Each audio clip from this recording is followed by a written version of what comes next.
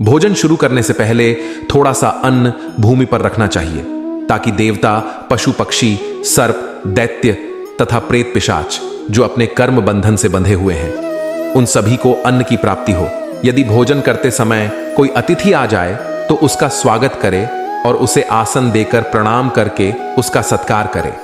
फिर उसे श्रद्धापूर्वक भोजन कराकर विदा करे, क्योंकि जिसके घर से अतिथि निराश होकर लौट जाता है उसे वह अपने पाप देकर उसके शुभ कर्मों को ले जाता है। श्री कृष्ण कहते हैं, मनुष्य को पिता के घर में रहने वाली विवाहित कन्या, दुखिया और गर्भ धारण की हुई स्त्री तथा वृद्ध को भोजन कराने के बाद ही भोजन करना चाहिए। इन सभी को भोजन कराए बिना जो स्वयं भोजन ग्रहण करता है उसका भोजन पापमय बन जाता है।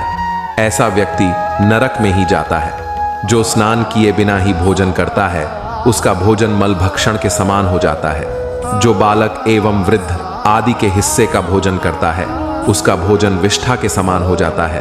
और जो बिना दान किए ही भोजन ग्रहण करता है उसका भोजन विष के समान बन जाता है। मनुष्य को कभी भी दुराचारी व्यक्ति द्वारा दिया गया अथवा दूसरों द्वारा अपमानित करके दिया गया भोजन कभी भी ग्रहण नहीं करना चाहिए। मनुष्य को चाहिए कि परोसे हुए भोजन का अग्रभाग अग्नि को देकर ही भोजन करना चाहिए। भोजन को एकाग्र चित्त होकर करना चाहिए। प्रथम मीठा, फिर लवण और खट्टा और अंत में कटु एवं तीखे पदार्थों का सेवन करें। प्रथम 3 निवाले मौन होकर ग्रहण करने चाहिए। ऐसा करने से व्यक्ति के सभी पाप कर्म तुरंत नष्ट हो जाते हैं और भगवान की कृपा से उसे जीवन भर कभी अन्न की कमी महसूस नहीं होगी। श्री कृष्ण कहते हैं, पूर्व दिशा में बैठकर भोजन करने से व्यक्ति रोगों से और मानसिक तनाव से मुक्त हो जाता है। बीमार बुजुर्गों को पूर्व की ओर मुख करके भोजन अवश्य करना चाहिए। इससे उनके स्वास्थ्य में सुधार होता है, क्योंकि पूर्व दिशा उगते हुए सूर्य की दिशा है और सूर्य देव बल, आरोग्य तथा दीर्घायु प्रदान करते हैं। विद्या की अभिलाषा रखने वाले मनुष्य को उत्तर दिशा की ओर मुख करके भोजन करना चाहिए। यह दिशा देवी सरस्वती की दिशा है। ध्यान रहे, दक्षिण दिशा की ओर मुख करके भोजन न करे, यह मृत्यु की दिशा होती है। इस दिशा में मुख करके भोजन करने से आयु कम होती है।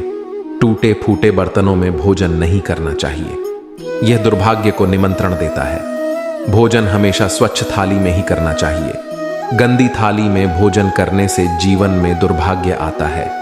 एकादशी के दिन तामसिक अन्न का सेवन न करे। जो मनुष्य एकादशी के दिन तामसिक अन्न अर्थात मांस का सेवन करता है, लक्ष्मी उसे छोड़कर चली जाती है। भोजन का अपव्यय करना अनर्थ माना गया है, इसीलिए थाली में जितना आवश्यक हो उतना ही भोजन ले। अगर कोई व्यक्ति साथ में भोजन कर रहा हो तो उसका भोजन समाप्त होने तक उठकर नहीं जाना चाहिए। इससे पितृदेव नाराज हो जाते हैं। भोजन के बाद थाली में हाथ धोना अनुचित माना गया है।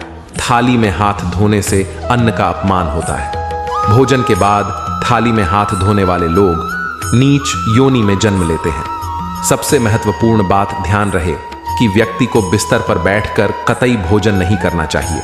ऐसा करने से व्यक्ति कई प्रकार के रोगों से ग्रसित हो सकता है। भोजन केवल जमीन पर आसन बिछाकर उस पर बैठकर ही करना चाहिए। भोजन करते समय दिशाओं का ध्यान रखना बहुत ही आवश्यक होता है। यदि गलत दिशा में बैठकर अथवा गलत दिशा में मुख करके भोजन करने से व्यक्ति को उसके अनिष्टकारक परिणाम प्राप्त होते हैं। भगवान श्री कृष्ण कहते हैं, जिस भोजन के ऊपर से कोई पैर रखकर चला गया हो अथवा कोई व्यक्ति भोजन को लांघ कर गया हो तो ऐसे भोजन को कभी खाना नहीं चाहिए। ऐसा भोजन अशुद्ध हो जाता है। ऐसे भोजन को पशुओं को खिला देना चाहिए। दूसरों के द्वारा लांघा गया भोजन खाने से मनुष्य की आयु कम हो जाती है और उसके शरीर में भिन्न भिन्न प्रकार के रोग उत्पन्न होते हैं। यदि भोजन में बाल निकल आता है तो ऐसा भोजन त्याज्य हो जाता है। यदि अन्न में बाल निकलता है तो उसे ईश्वर को कभी प्रसाद के रूप में नहीं चढ़ाना चाहिए और ना ही स्वयं खाना चाहिए। ऐसा भोजन प्रेतों को प्राप्त हो जाता है। श्री कृष्ण कहते हैं, मनुष्य को दूसरों के लिए परोसा हुआ भोजन भी नहीं खाना चाहिए। जो मनुष्य दूसरों का भोजन छीन के खाता है अथवा किसी को बिना दिए ही स्वयं उस अन्न का उपभोग करता है, उससे देवी अन्नपूर्णा रुष्ट हो जाती है। भोजन सभी में बांटकर खाना चाहिए। दूसरों के हिस्से का भोजन करने से मनुष्य के पुण्य कर्म नष्ट हो जाते हैं। पवित्र आसन पर बैठकर अपने पैरों को भूमि पर रखकर पूर्व की ओर सूर्याभिमुख होकर अन्न ग्रहण करना ही सर्वोत्तम माना गया है। पूर्वाभिमुख होकर भोजन करने से यश की प्राप्ति होती है और उत्तर की ओर मुख करके भोजन करने से सत्य की प्राप्ति होती है। दोनों हाथ, दोनों पैर तथा मुख को पानी से धोकर ही भोजन करना चाहिए। भोजन के पात्र को भूमि पर रखकर अन्न ग्रहण करना ही सर्वश्रेष्ठ माना गया है। शास्त्रों में इस प्रकार के भोजन को उपवास के समान बताया गया है। मनुष्य को क्रोध रहित होकर भोजन करना चाहिए।